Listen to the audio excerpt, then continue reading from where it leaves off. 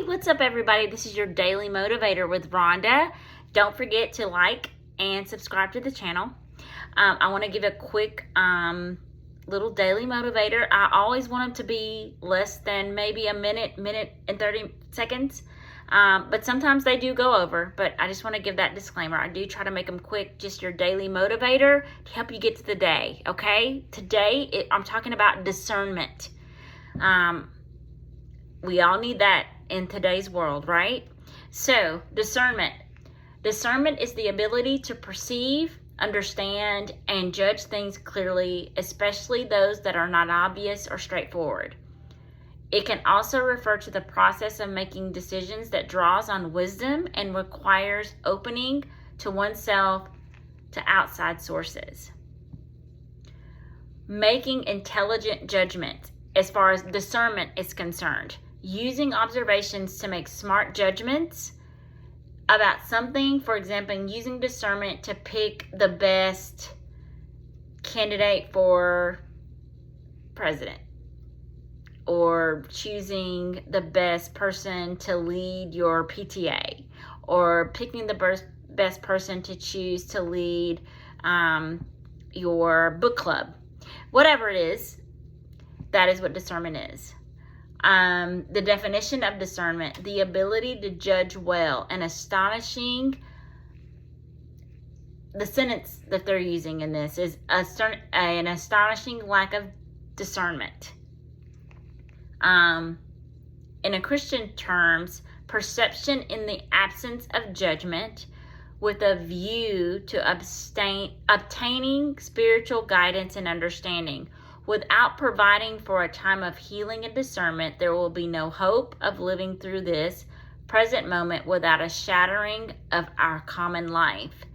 So, I'll go back to what I said at the beginning. Discernment is the ability to perceive, understand, judge things clearly, especially those that are not obvious or straightforward.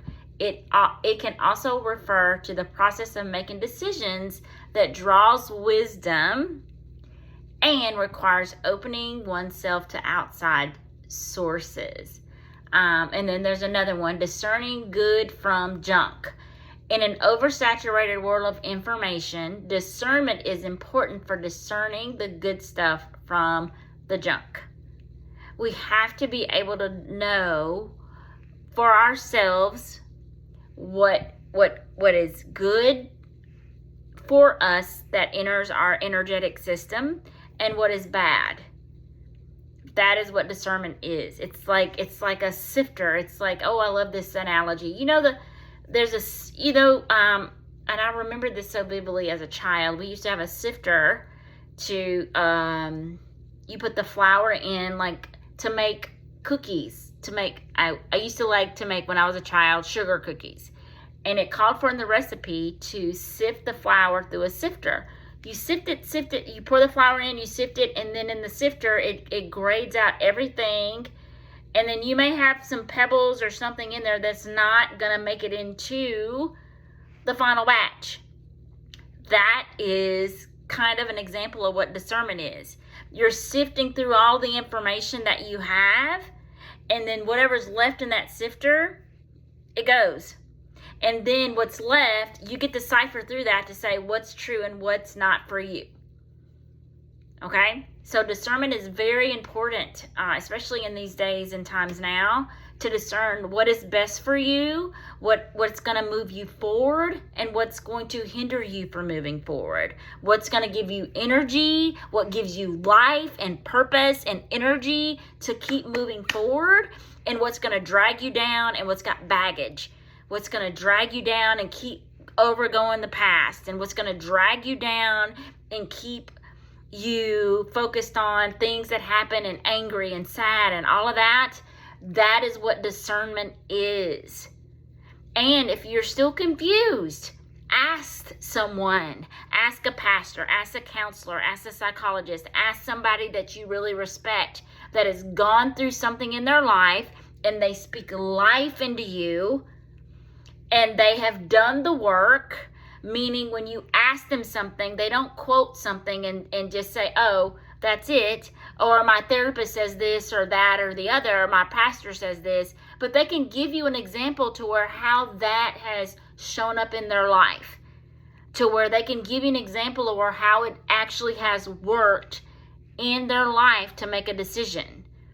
They can give you an actual thing to where it's worked.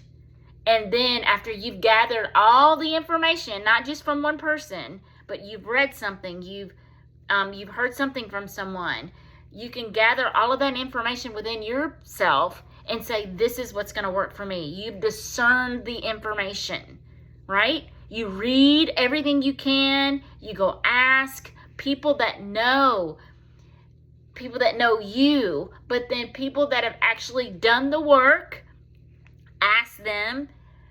And then if that information that really gets to you, to say, oh, this kind of, okay, I can get with that. I can understand that. That's what's vibing with me, to say, okay, this is what my discernment is leading me to.